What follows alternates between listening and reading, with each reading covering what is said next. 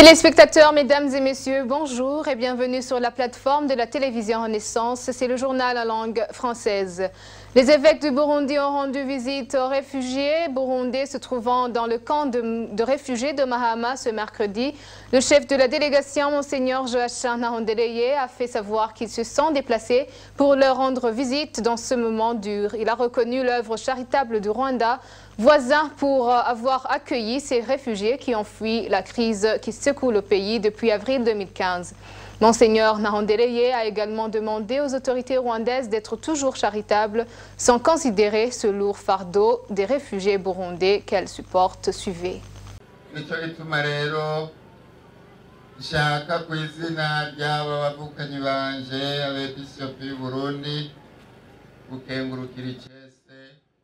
C'est pourquoi alors je voulais, au nom de mes frères évêques du Burundi, remercier vivement le président de ce pays et son gouvernement, remercier Midimar, le ministère en charge des réfugiés et la gestion des catastrophes naturelles, en passant par le chef de ce camp. Remerciez vous tous chargés de la sécurité, ce camp. Remerciez-vous tous chargés de la sécurité dans ce camp. Remerciez-vous tous chargés des activités différentes en se donnant corps et âme pour que nos frères survivent en espérant que demain ou après-demain, ils pourront rentrer dans leur pays natal. Ce que vous avez le plus besoin, c'est l'amour qui vous rendra l'honneur et l'autorisation de vivre dans votre pays natal. Je dirais que oui, nous sommes heureux, nous remercions Dieu, mais encore plus, nous admettons que rien ne va dans notre pays. Je profite de ce moment pour vous demander, vous qui représentez le gouvernement rwandais et vous qui représentez différentes organisations, d'être larges pour avoir supporté nos compatriotes.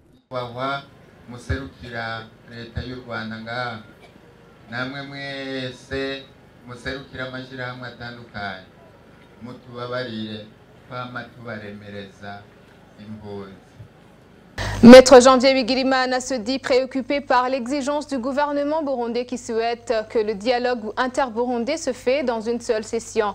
Ce dernier dit également que le gouvernement du Burundi veut se chercher en raccourci de peur de ne pas toucher les questions essentielles qui secouent le peuple burundais. Écoutez Maître Janvier Bigirimana qui s'est entretenu avec Denis Ndaïkengurukiye.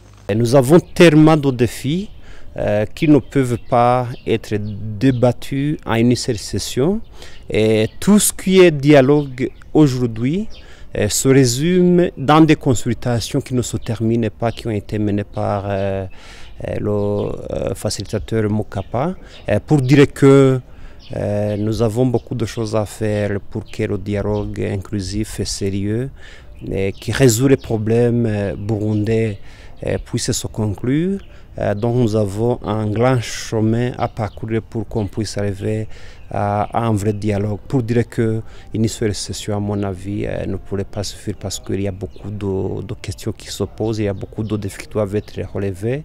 Je pense que on ne devrait pas compter les sessions, plutôt on devrait s'assurer qu'on touche les questions essentielles qui hantent la vie des Burundais aujourd'hui, que ce soit les Burundais de l'intérieur, que ce soit les Burundais qui ont fui le pays. Le secteur minier au Burundi est menacé par les pays qui s'opposent aux décisions prises par les Nations Unies, les décisions des défenseurs des droits humains. Maître Janvier Bigirimana a dit que le gouvernement du Burundi, voyant les bavures qui ont été commises, s'est cherché des alliés comme la Chine et la Russie pour donner leur fonds qui les aidera à payer la milice Imbonerakure.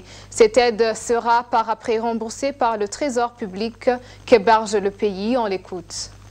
Aujourd'hui, le régime Nkurunziza essaie de se créer des alliés.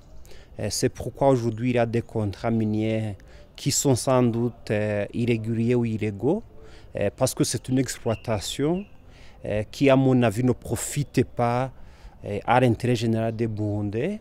Nous savons que c'est un régime corrompu, c'est un régime qui s'est doté d'une milice pour tuer ceux qu'il qualifie d'opposants ou de présumés opposants. Donc, de toutes les façons, les contrats ou les fonds qui sont récoltés de ces contrats miniers aujourd'hui, ce sont des fonds qui profitent à une poignée de gens qui se sont transformés en de vrais dictateurs. C'est pourquoi aujourd'hui, parce qu'ils sont dénoncés pour les violations massives qu'ils commettent sur les populations civiles burundaises, ils essaient de se créer des collaborateurs forcés à travers notamment ces contrats miniers. Nous ne doutons pas que ce sont des contrats qui devraient être révisés ou annulés le jour où le régime en place sera tombé. Les États-Unis d'Amérique ont maintenu la mesure de placer le Burundi dans des pays où règne la terreur. Innocent Morodi rappelle que cette mesure n'est pas nouvelle, que c'est une décision qui a été prise en 2015 et il continue en disant que tout citoyen burundais constaterait une règne de différents crimes perpétrés dans le pays. Suivez-le. C'est normal, hein, c'est ça qui est normal. L'inverse aurait été pas normal du tout. Qu'autant de crimes se commettent aux yeux et au vu du monde entier, que des enquêteurs soient venus et qu'ils aient vu ce qui s'est passé et qu'après on dise qu'il n'y a pas moyen d'ouvrir une enquête, ça aurait été vraiment bizarre et absurde. Donc c'est normal. C'est normal qu'ils ouvrent ces enquêtes. Ça donne un peu plus d'espoir aux familles des victimes, mais à tout le pays aussi. Mais c'est surtout fondamentalement un message qui doit dire à chacun qu'on ne peut pas tuer, on ne peut pas torturer, on ne peut pas violer et espérer qu'on va s'en tirer sans poursuite.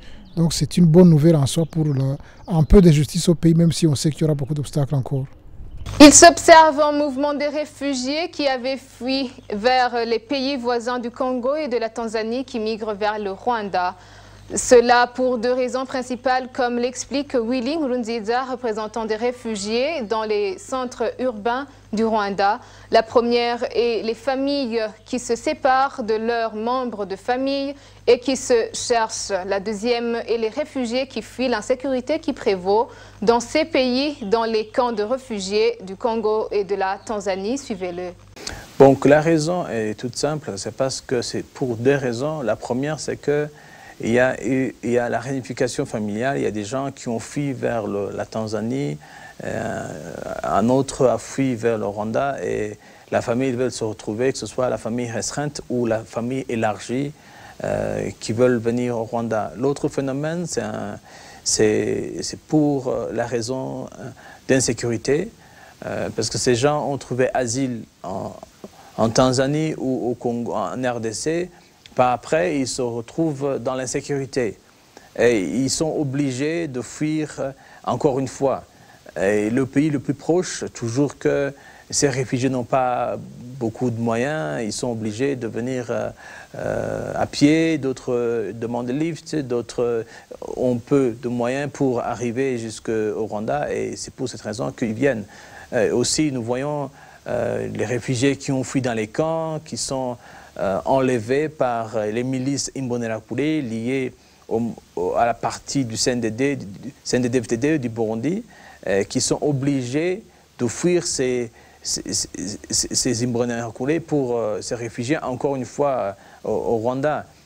L'autre raison, c'est que il y a des fois où on les prive de nourriture, il n'y a pas assez de nourriture et par après, ils disent « je ne peux pas rester ici, je vaut mieux que j'aille ailleurs ». Et aussi, c'est que nous voyons que le Rwanda et le Burundi, on parle presque la même langue, on peut se comprendre. Quand je parle le Kirundi et l'autre qui parle le Kinyarwanda, on peut se comprendre, même si les termes ne sont pas toujours exacts. Mais c'est aussi un pays proche, un pays d'accueil qui respecte les droits des réfugiés.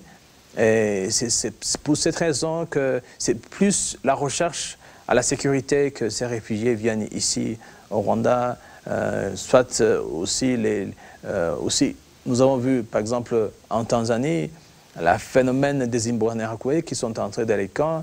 Nous avons vu sur les radios, nous avons entendu sur les radios ou les télévisions ou sur l'internet, on a vu des Imbonerakure qui se sont fait attraper dans les camps d'Onduta et ailleurs avec des armes. Et ça, les réfugiés se sentent en insécurité. C'est pour cette raison qu'ils décident de partir. Chapitre art et culture pour clore notre journal. Après 2 ans, l'association rwandaise Kina Festival organise un théâtre international dans l'optique d'aider des enfants à changer les mentalités, mais aussi de grandir en respectant toutes les choses qui entourent dans leur vie future. Suivez le reportage de Rodrigue Ndikungami.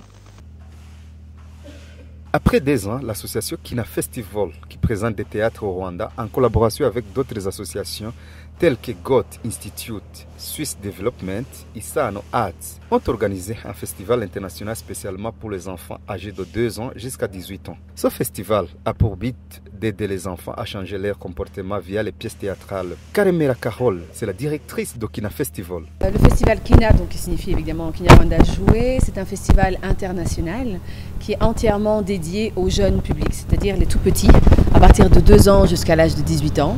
La raison pour laquelle on voulait faire ce spectacle, tout simplement, enfin ce festival en général, il existe déjà depuis 2009, c'est d'inviter des artistes du continent et d'ailleurs à booster la créativité, à changer le regard, la perception des enfants par les arts en regardant et en pensant le monde différemment. Donc c'est ça, on invite tous les 2 ans des troupes de théâtre, comme le spectacle qu'on vient de présenter maintenant, Woodways ou Soundscape, à rencontrer notre public et à présenter voilà, des univers, des imaginaires qui sont différents des nôtres et qui peuvent aussi enrichir le nôtre. Donc c'est vraiment ça, c'est vraiment pour donner l'accès à l'art aux enfants et enrichir leur créativité.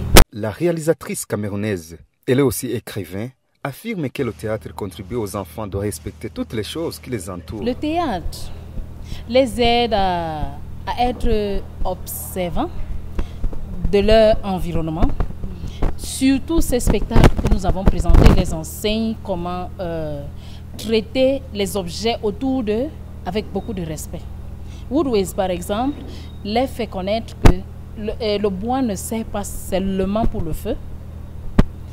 Il a aussi besoin du respect. En fait, c'est le respect pour l'environnement, protection of the environment. Et ça contribue à leur évolution parce que un jeune doit être capable d'être responsable, et non seulement de lui et de ses frères et ses sœurs, mais aussi de sa communauté, en prenant soin d'abord des petites choses et ensuite des gens. Les acteurs venant de l'étranger et aussi trouvent qu'en jouant le théâtre Kina Festival change le comportement des enfants dans leur futur. Kina Festival, c'est pas la première fois pour moi. Et j'aime bien participer à Kina parce que je dirais par rapport aussi à mon travail à la maison. Des fois je travaille avec les enfants et Kina Festival, c'est un festival qui ramène les enfants qui les expose aux arts, qui les expose à des scènes artistiques, ça les initie à l'art. Et pour moi, c'est vraiment un plaisir d'être dans un festival comme celui-ci, parce que ça va aussi dans mes passions du travail avec les enfants et les initier dans l'art. Le théâtre pour les enfants contribue dans leur développement mental. Par exemple, s'ils ont un problème dans la rue ou les problèmes qu'ils ont vécus dans leur pays, le théâtre contribue alors à oublier ces problèmes, mais aussi en voyant que la vie continue même s'ils sont dans les misères. Même si le théâtre au Burundi n'est pas développé, il y a encore moyen de le faire développer via l'expérience de Kina Festival. Parce qu'au Burundi, on fait le théâtre là-bas, et puisque ce festival d'ici, le festival dans lequel nous sommes aujourd'hui, est un festival qui est là pour les enfants. Donc personnellement, c'est un festival qui nous parle à nous, et on a été invités. Nous avons répondu à l'invitation du festival.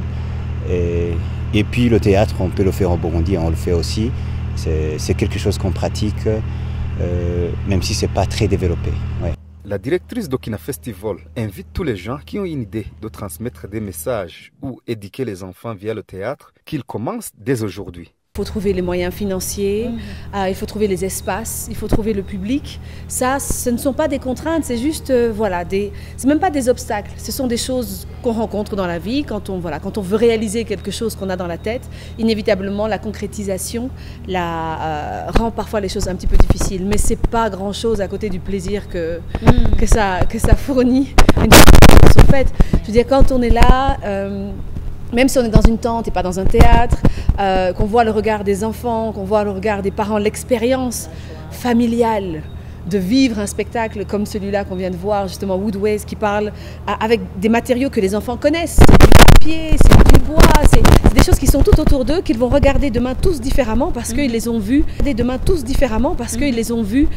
Le Kina Festival a été organisé dans le cadre de faire rencontrer les acteurs théâtraux des pays étrangers, notamment le Sénégal, Zimbabwe, RDC, Burundi, Rwanda, etc. Ce festival a commencé en date du 8 novembre 2017 et qui se terminera en date du 12 novembre 2017 au Croix-Rouge dans la ville de Kigali. Merci Rodrigue Ndikungami, c'est par ici que s'achève notre journal. Merci de nous avoir suivis. À la prochaine édition.